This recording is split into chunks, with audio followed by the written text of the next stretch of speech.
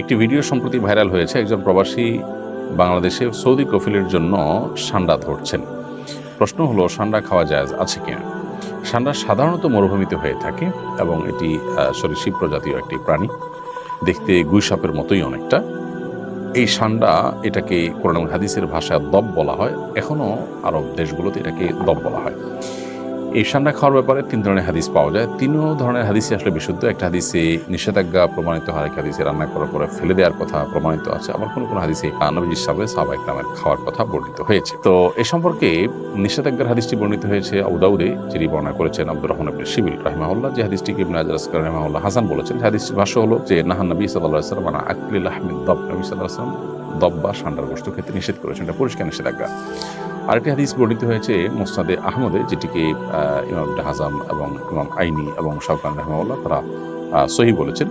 হাদিসটিতে নবী করিম সাল্লাল্লাহু আলাইহি সাল্লামের উপস্থিতিতে সাহাবা ইকরাম কোনো একটা জায়গায় গিয়ে সেখানে প্রচুর পরিমাণ দব দেখতে পেলেন। সেই দবগুলো তারা ধরে রান্না করেছেন। এরপর নবী করিম সাল্লাল্লাহু আলাইহি সাল্লাম বনী ইসরাঈলের একটি প্রাণী বিশেষ, যেটা আকৃতিকে বিকৃত করে দেওয়া হয়েছে শাস্তিস্বরূপ, সেটা হওয়ার আশঙ্কা নবী সাল্লাল্লাহু আলাইহি সাল্লাম করে সেটি ফেলে দিতে বললেন। সাহাবা ইকরাম সেটি ফেলে দিয়েছেন, পরে তারা খান। আরেকটি হাদিস বর্ণিত হয়েছে আব্দুল্লাহ ইবনে আব্বাস রাদিয়াল্লাহু তাআলা আনহু থেকে, সেটি সহিহ মুসলিমে বর্ণিত হয়েছে এবং সেখানেও দেখা যায় যে নবী করিম সাল্লাল্লাহু আলাইহি সাল্লামের সামনে সাহাবা ইকরাম খাবার খাচ্ছিলেন এবং সেখানে বিভিন্ন আইটেম ছিল, দব ছিল। তো অন্যরা খেয়েছেন, নবী সাল্লাল্লাহু আলাইহি সাল্লাম সেটি খাননি, পরিহার করেছেন। তো ৩য় নম্বর হাদিস থেকে অনুমোদন বোঝা যায় এসব হাদিসগুলোই বিশুদ্ধ এবং এসব হাদিসগুলোকে সামনে রেখে পৃথিবীর সংখ্যাগরিষ্ঠ ওলামা ইকরাম বা বেশিরভাগ ইমামগণই দব খাওয়াকে জায়েজ বলেছেন। আর হানাফি মাযহাবের ওলামা ইকরাম এটিকে মাকরুহ বলেছেন, অপছন্দনীয় বলেছেন। মাকরুহ বলার ক্ষেত্রে আবার অনেক ওলামা ইকরাম মাকরুহ তাহরিমি বলেছেন, কেউ তানজিহ বলেছেন হানাফি ওলামাদের মধ্য থেকে। তো বেশিরভাগ ওলামা ইকরাম এটি খাওয়াকে জায়েজ বলেছেন। কারণ রুচিতে নাবাদতে না কেনেন সেটি সম্পূর্ণ ভিন্ন বিষয়। জেহাদউদ্দিন আপনি লিখেছেন, বর্তমান সমাজের অনেক পরিবারে শাশুড়ি ও বউয়ের মাঝে কলহ লেগে থাকে। এ ধরনের সমস্যার সমাধানের উপায়টা কি?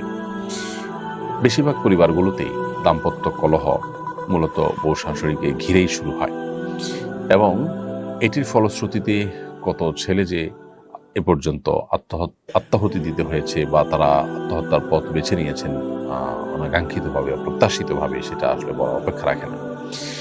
তো বউ শাশুড়ির মাঝে যে কলহ, এই কলহ দূরের উপায়টা কি? এটা দূরের উপায় হলো, প্রত্যেকটা মানুষের দায়িত্ব আছে, তার কর্তব্য আছে এবং তার অধিকারের সীমারেখা আছে।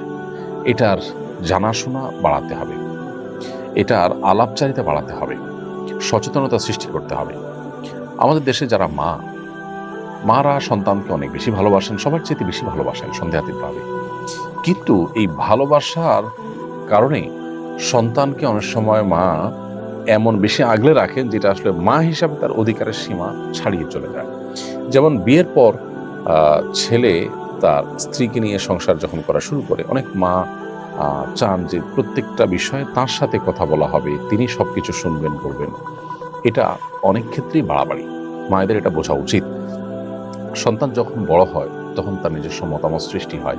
যখন তিনি বিয়ে করেন তখন তার সাথে তার স্ত্রীর মতামতে সে যুক্ত হয়। এখানে মা অবশ্যই তাকে গাইড করবেন, তাকে পরামর্শ দিবেন, মতামত দিবেন। মায়ের অবশ্যই চাওয়া থাকতে পারে, কিন্তু সেটার একটা সীমা রেখা থাকতে হবে। ধরুন ছেলে উপার্জন করছে, ছেলে উপার্জন করার পর ছেলের উপার্জনকে কে নিয়ন্ত্রণ করবে? স্ত্রী চান তিনি নিয়ন্ত্রণ করবেন, মা চান তিনি নিয়ন্ত্রণ করবেন। আর শরিয়ত চায় যিনি উপার্জন করছেন তিনি তার উপার্জনকে নিয়ন্ত্রণ করবেন। সন্দেহাতীতভাবে মায়ের প্রতি রেসপেক্ট থাকবে, মায়ের পরামর্শকে সর্বোচ্চ আমল নেওয়ার চেষ্টা করবেন, আর স্ত্রীর যা পাওনা প্রাপ্য আছে সেগুলো দিবেন এবং তিনি কোনো যৌক্তিক পরামর্শ দৃষ্টিকে আমল নেওয়ার চেষ্টা করবেন। কিন্তু দিন শেষে সিদ্ধান্ত নেওয়ার ক্ষমতা ইসলাম দিয়েছে যিনি উপার্জন করছেন তাকে। এখন মা যদি মনে করেন যে ছেলে আমার উপার্জন করে সব আমার কাছে দিবে, আমি যা খুশি তা বউকে দেব বা দেব না। অনেক প্রবাসীরা আছেন, তাদের উপার্জনের সমস্ত টাকা বাবা মা আশা করেন যে আমাদের কাছে দিয়ে দিবে, আমরা আমাদের মতো বিষয়কে নিয়ন্ত্রণ করবো। এগুলো সবগুলোই কিন্তু বাড়াবাড়ি এবং বাবা মা হিসাবে তাদের যতটুকু অধিকার আছে তার সীমা ছাড়িয়ে চলে যাওয়া। সন্তানের প্রতি বাবা মা যদি জুলুম করেন তাহলে সেক্ষেত্রে আল্লাহর কাছে কিন্তু জবাবদিহিতার মুখোমুখি হতে হবে, সে বাবা মার কিন্তু বিচার হবে। অতএব এই মাত্রা জ্ঞানটা আমাদের মধ্যে খুবই কম এবং এর কারণেই কিন্তু কলহগুলো বেশিরভাগ ক্ষেত্রে হয়ে থাকে। অতএব মা হোক বাবা হোক, তাদের যে অধিকার সেটা অবশ্যই সবার চাইতে বেশি, আল্লাহর পরে আল্লাহ রাসূলের পরে সবচেয়ে বেশি অধিকার তাদের, সন্দেহ নেই।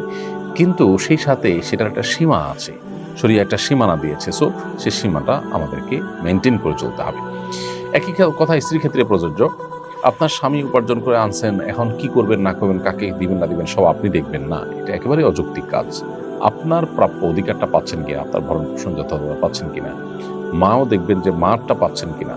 যদি নিজেরটা পান, এরপরে বাকি টাকাটা যিনি উপার্জন করছেন তার একান্ত আপনার স্বাধীন ইচ্ছা ব্যবহার করে তিনি যা খুশি করবেন, কিন্তু আপনি সেখানে শুধুমাত্র পরামর্শ দিবেন, ইনপুট দিবেন এবং দোয়া করবেন।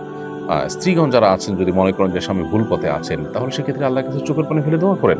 আল্লাহ তো সবকিছু করতে পারেন, আপনি আপনার চেষ্টা করেন, কিন্তু এটা নিয়ে ঝগড়াঝাটি করে বাড়াবাড়ি করে মনোমালিন্য তৈরি করলে তা কারোর জন্য কল্যাণকর হয় না। অতএব এই যে আমাদের যার যার পাওনার সীমারেখা, এটা আমাদের বোঝা উচিত। এবং সেই সাথে দুনিয়া দিন শেষে এখানে আমাদের চাওয়াগুলো সব পূরণ হয়ে যাবে, আমি যা চাইবো সব আমার মন মতোই হতে হবে, না হলে আমি ডিপ্রেসড হয়ে যাব, আমি অনেক বেশি অস্থির হয়ে যাব।